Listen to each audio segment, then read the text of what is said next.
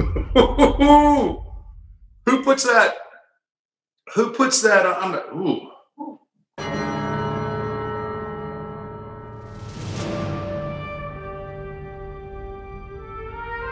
Hey, what's going on, everybody? For First We Feast, I'm Sean Evans, and you're watching Hot Ones. It's the show with hot questions and even hotter wings. And today we're joined by The Undertaker, Mark Calaway. He's a 7-time world heavyweight champion and one of the greatest professional wrestlers of all time. His 5-part docuseries, The Last Ride, is currently airing on WWE Network, and on November 22nd, he'll be giving his final farewell at Survivor Series, the same event where he made his debut more than 30 years ago. Taker, welcome to the show. Sean, man, how you doing, brother?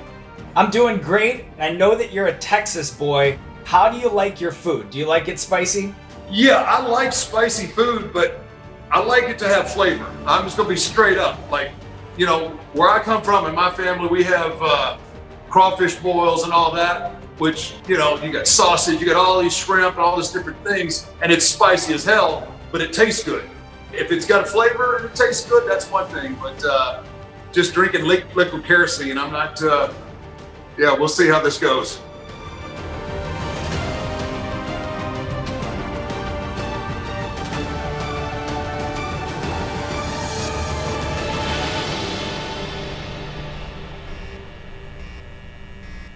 You're probably going to start me out with the scorcher. No, we're not playing that game with you. We'll work our way there, though. All right. I mean, I don't know if you can see that. Is that sufficient? That looks good to me. All right, man. You ready? I'm ready. Cheers. Cheers.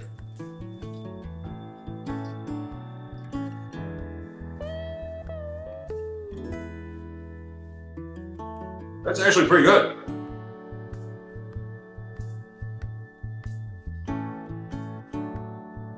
I'm actually hungry, so it's really going to suck at the end of this thing, I'm sure. So as someone who didn't break character for 3 decades, it's been really interesting to watch you pull back the curtain for the first time in your WWE docuseries and now in this recent run of interviews. I'm sure you've been asked this before, but has the experience of knocking down that 4th wall over the last year, has it been cathartic or mostly just disorienting? You know, that's a really great question. You know, I've been in the wrestling business for over 30 years. It'll be 30 years with WWE on the 22nd. But I'm a notoriously old school guy. And, you know, talking about the business so openly, it's still, to this day, I'm kind of like, I'm fighting that urge to, you know, to clam up and not talk about it and force myself, like, getting to tell stories, you know, and people are dying to hear this stuff. So, you know, in that aspect, it's fun, but just the old school wrestler is like, man, you should just go back, pull the curtain shut, and tell everybody you're not home. But so it's been a mix of both. It was such a serious character, but I do remember your appearances in particular on Regis and Kelly in the 90s. And I'm curious, did you get a kick out of being on those daytime TV shows and just sort of growling and grunting through interviews? Absolutely miserable. Like back then in those early 90s, I got no juice then, right? I'm just another one of the guys.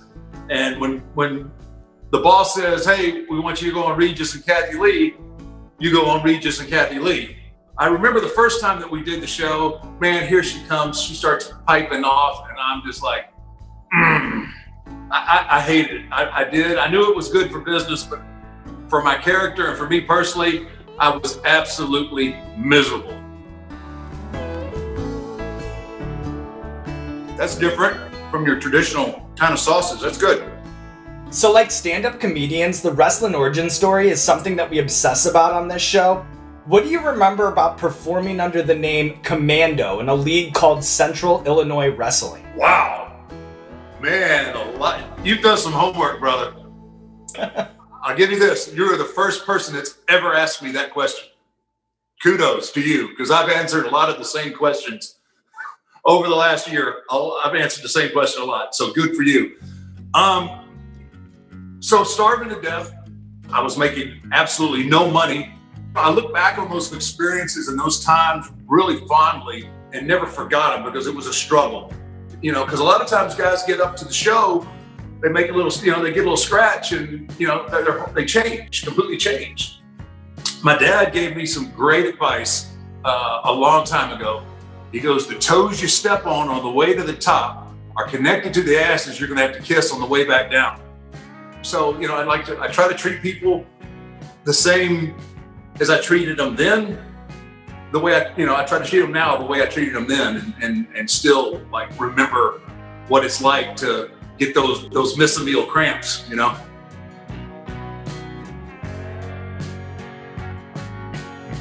That's got a little kick a little faster. I didn't even get all the way into the bike and I could already feel the heat. That's how it'll go. That's how it'll go going forward. Okay, I'm ready, I think. So you're a true historian of professional wrestling, and in hearing you speak candidly about those you've shared a locker room with, it's clear that you have a profound appreciation for the business. Who was the best technical wrestler you ever saw work? Technical, wow. Tell you what, Arn Anderson is up there. He was so solid in every facet, cut unbelievable promos. On just technical ability, I'm gonna go with Arn Anderson. Who would you say was the most impressive physical athlete that you ever saw? Brock Lesnar. You don't think a human being can move that fast at that size. He was a freak athlete, he really was. As someone who enjoys a good laugh, who was the most savage backstage prankster? Well, there's a level to pranksters. You got to put Kurt Hennig up there as a all-time classic ribber. Then you got the kind of ribs that will start fights, which like Mr. Fuji. Guys would like try and rib him back, and it just escalate until people would think like I've really made a bad mistake because there's a animal's head in my gear bag now. I mean, I won't get into details, but there's some stories back that if regular people were to hear them, they would just they'd be appalled at some of the pranks. But Owen Hart, my goodness. Oh man, God rest his soul, but what a ribber Owen Hart was. I know that this puts you on the spot, and I don't want you to overthink it. I don't want you to think it over too much, but if a wrestling novice wanted a foundation of the best that there is in sports entertainment, can you give me 4 defining wrestling matches that you'd recommend they try to track down and watch on YouTube? Yeah, I think so. I would go with Randy Savage and Ricky Steamboat. Any match between Ric Flair and Harley Race. A little bit of an egomaniac here, but I would put Undertaker, Shawn Michaels, WrestleMania 25. Modern day was the recent match between Edge and Randy Orton. Those are 4 that kind of encapsulates what we do at its highest level. It kind of sneaks up on you on the back end, lets you know why the goat's so angry. It kind of tricks you. You're like, oh man, that's good. And then, the goat kind of jumps up and kicks you in the ass. So Jim Ross dubbed you the conscience of the WWE, and it's clear from listening to interviews with your peers in the business that you're revered not only as a wrestler, but also as a leader in the locker room. I don't know if this is true or not, so I guess I'll take it right to the source, but were you ever like a judge in a locker room kangaroo court where if like 2 wrestlers had beef with each other, they would like come to like a more formal ceremonial thing, and then if maybe they lost the lawsuit against them or they lost the case against them, they'd have to like buy beer for the winner or something like that? Well, I take exception with the word kangaroo. I don't want this. I don't want the smoke. I don't want any smoke. I don't want any smoke. This is a virtual kind of deal, and you're feeling kind of brave, but wrestler's court. No, I tease. Wrestler's court was kind of a way. Now, sometimes it was really serious. It was a friendly way, a lighthearted way to kind of say, look, you need to check yourself because everybody's noticing. You just don't get brought up to wrestler's court because you're going out and working your butt off every night and you go on about your business. There's usually a pretty good reason to get brought up to wrestler's court. This day you see it all the time, but we call it gimmick infringement, where one guy will do another guy's move and You know, that guys get hot, and more so back in the earlier days than they do now. But I mean, it used to be like if you did somebody else's move, yeah, there very well could be a scrap if you let it go too long. So, you know, you got to keep all that stuff in check, or it'll get out of hand real quick.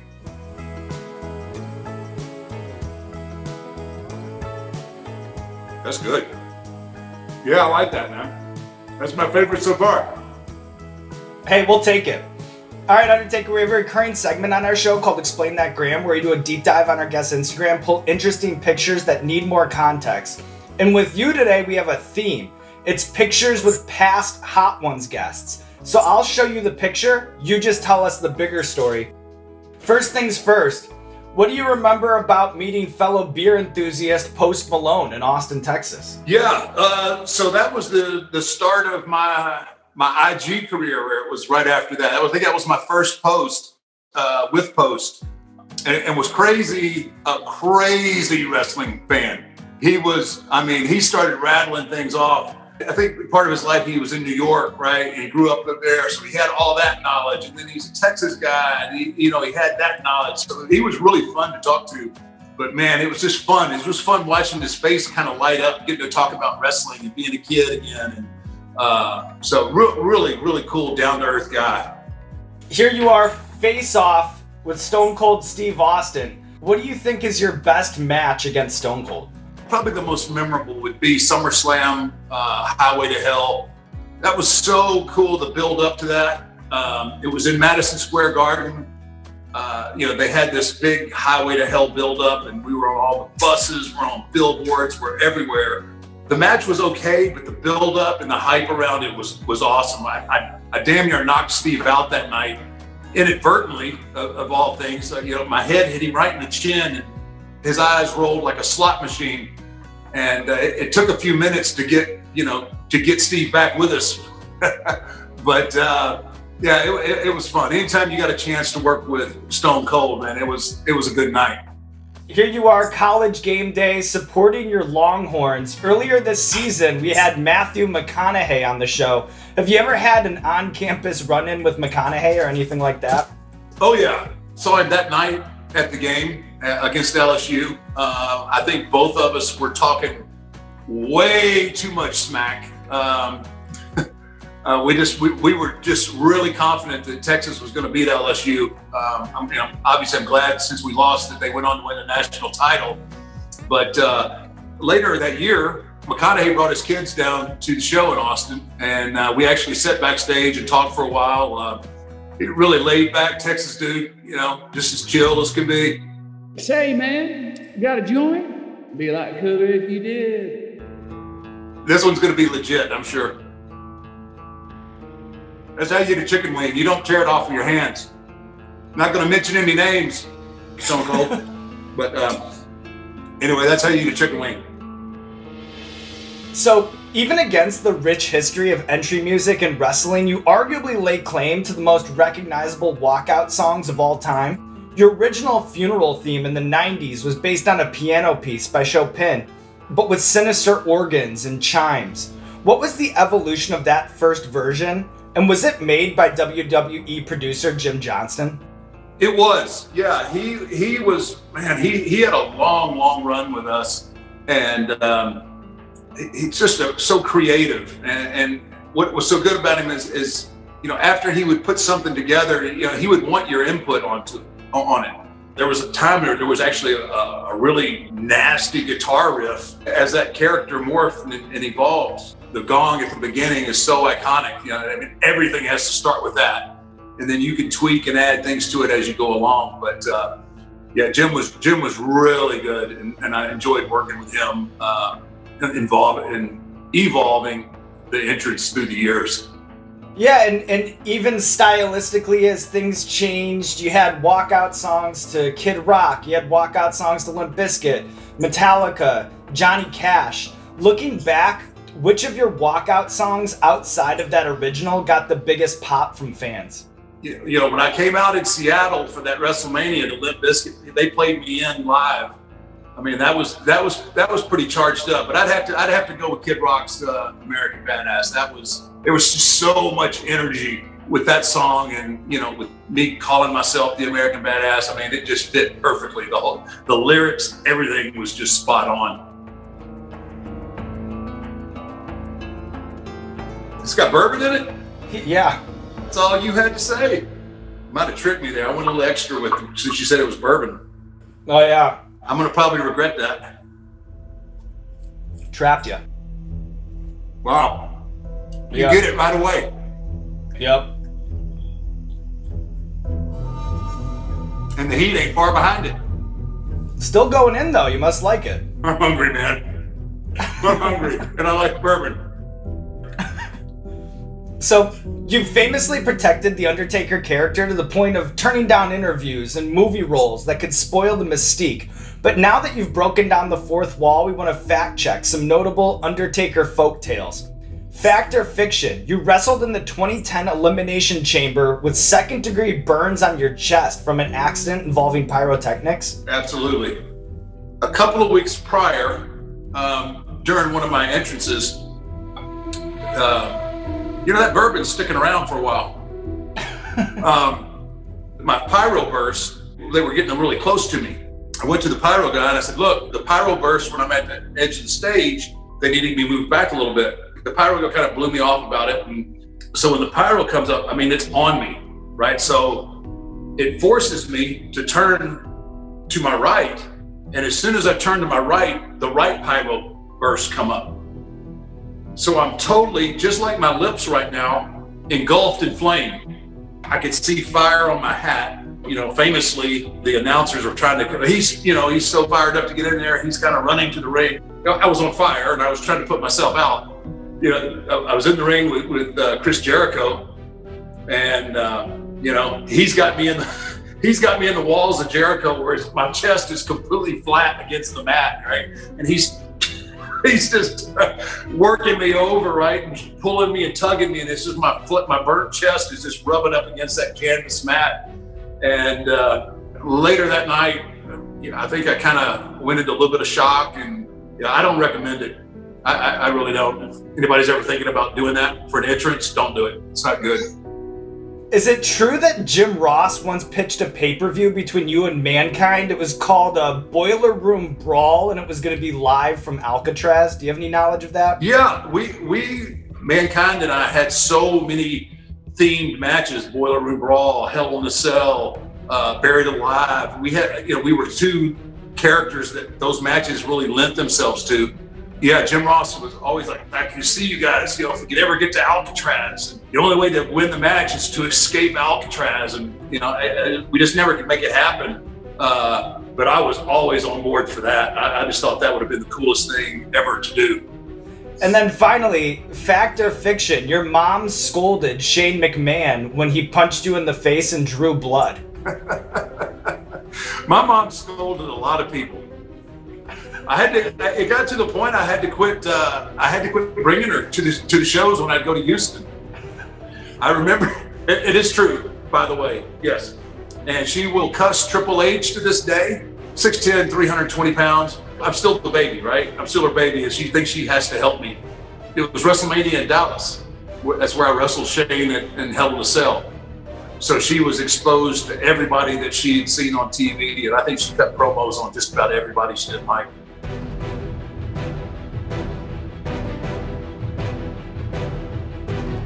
Very hot. Very hot. Oh, okay. You're not even going to try and lie about it. You're just telling me straight up.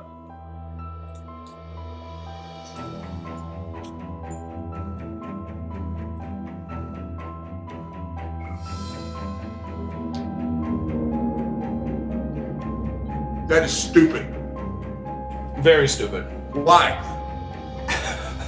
I think for this show only. It tastes like a yak's ass on fire. Why? It's not even hit its peak yet. Still growing. Oh yeah, it's smoldering, and it's just, yeah, it's there go the hiccups. Yep, I know those all too well. What? Who puts that? Who puts that on the? Ooh. Out of Kansas City, if you're curious. That is brutal. Wow. So you've amassed a formidable collection of motorcycles over the years. If your garage caught on fire and you could only save the bike that means the most to you, which one would you save? Ooh. It would probably have been my West Coast chopper Jesse built for me. It was just an amazing build, amazing bike. And that one or the very first bike that I bought, once I got out of debt from getting into this business, that was kind of the first thing that I ever bought myself, was a brand new Harley. In the famous book Zen and the Art of Motorcycle Maintenance, the author writes, "It's the sides of the mountain which sustain life, not the top." Does riding have a spiritual, transcendent dimension for you? Absolutely. Absolutely it does. It's just, especially like when you're on if you're on the PCH or someplace where you can just you can just go, and you're not having to worry so much about, all the traffic and all the cars, and you just get on the road. And I'm not like a Zen guy, but it's, I guess that's what I can equate it to. Everything kind of goes away and you're just right there in the moment. I'm loving what I'm doing right now, and I wish it could last forever. My goal is actually not to drink the milk. Well, you know what? We're on that fast track because we only have 2 more to go. And so far you haven't touched it. Are you ready to move on to the next sauce? It's the Chocolate Express from Pucker Butt. Pucker Butt. Well, I can tell you one thing, my butt is puckered. But if you want to be the boss, you got to use the sauce, right? That's what they say.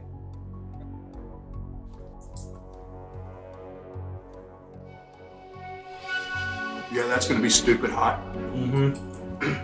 Well, while it builds, I'll wind you up. It's going to take it a minute, but I can feel it. Mike Tyson once said, "I was the youngest heavyweight champion of all time, but the most fun I ever had in the ring was with WWE." As a boxing diehard yourself, what do you see as Tyson's lasting impact on professional wrestling as a whole?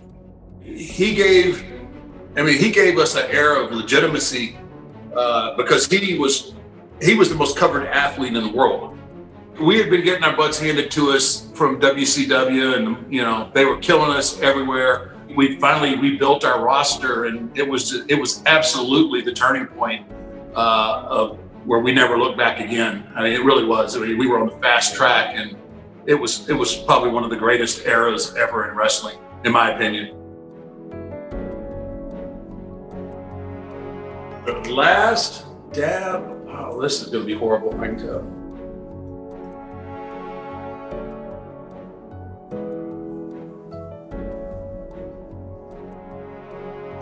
Yeah.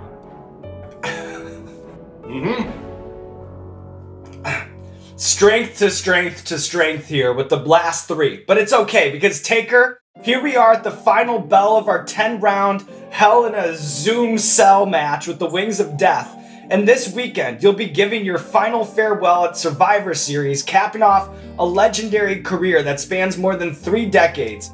And one of the reasons I think that you've been such an iron horse in this industry is the razor-sharp understanding you have of your fans. I've heard you say that there are guys who can do phenomenal things athletically, but never have a successful career because they can't identify with their audience.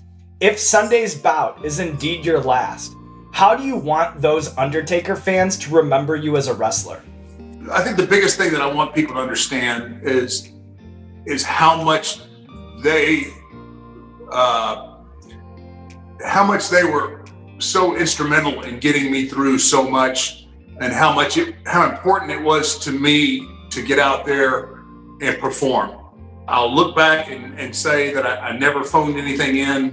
I gave everybody everything that I had, and always thought about the people that were coming to see me, and they were paying their hard-earned dollars sometimes in really, really rough times to come see me perform and see us perform. So I just want people to understand how important it was for me to be the Undertaker and give people that little bit of time to escape the real world and be able to do it for so many years. And that goes back to the fans for keeping me relevant and keeping me near and dear to their hearts. It was never lost on me and means the world to me. What a ride it has been. And speaking of wild rides, look at you taking on the Hot Ones gauntlet. Had a goal of no milk, and I see that those glasses are still full to the brim. Now there's nothing left to do but roll out the red carpet for you, Undertaker. This camera, that camera, probably just the one that you're looking at. Let the people know what you have going on in your life. Well, we're moving into Survivor Series, which will mark my 30th year with the WWE.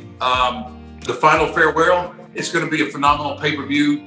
If you haven't checked out the last ride, it's me bearing my soul and just giving you everything I think that people have wanted to see for so long. So that's the goal, man. We're trying to get to that 30-year anniversary and see what happens next. As painful as it was, I really enjoyed this, man. It was a good time. Thank you. This is getting regifted.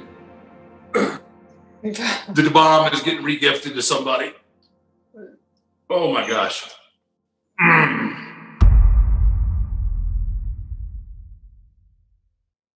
Hey, what's going on, Hot Ones fans? This is Sean Evans checking in to say thank you so much for watching today's episode, and I have an exciting announcement. A very exciting announcement. Feast your eyes on the Hot Ones Reebok collab. I am so excited for this collaboration. You have the Club C, you have the classic leather, and of course, the Shaqnosis. Now, you can do the Shaq face in style, the way it was intended. Let me walk you through my favorite features on each one. First off with the Club C, I love that it's the color of milk. On the back, you have this cool Hot Ones logo with the Scoville scale, and I love how the Reebok logo, it's kind of like the lower third that we put with guests. That is our mild, our milk. And then up next, we have the classic leather. It's our medium. It has the Scoville scale along the side. I like the Scoville scale on the tongue. It comes in at 198,300 Scoville units. 1983, the year the classic leather was dropped. And that's what I love about these shoes. Everything has such purpose. Right down to the 5 wings on the bottom of the sole. Wear them both, and you have a full Hot Ones gauntlet. And finally, the Shaqnosis, classic Shaqnosis shoe, Hot Ones on the back, cranked all the way up to 11, just like the Shaq episode. And then you have the Scoville scale colorway, different color laces, the Hot Ones Reebok collab. We are so proud. Reebok.com, Reebok.com, Reebok.com to get your hands on the Hot Ones Reebok collab. Even the box has milk and wings all over it. Hot Ones Reebok, put them on your feet, baby.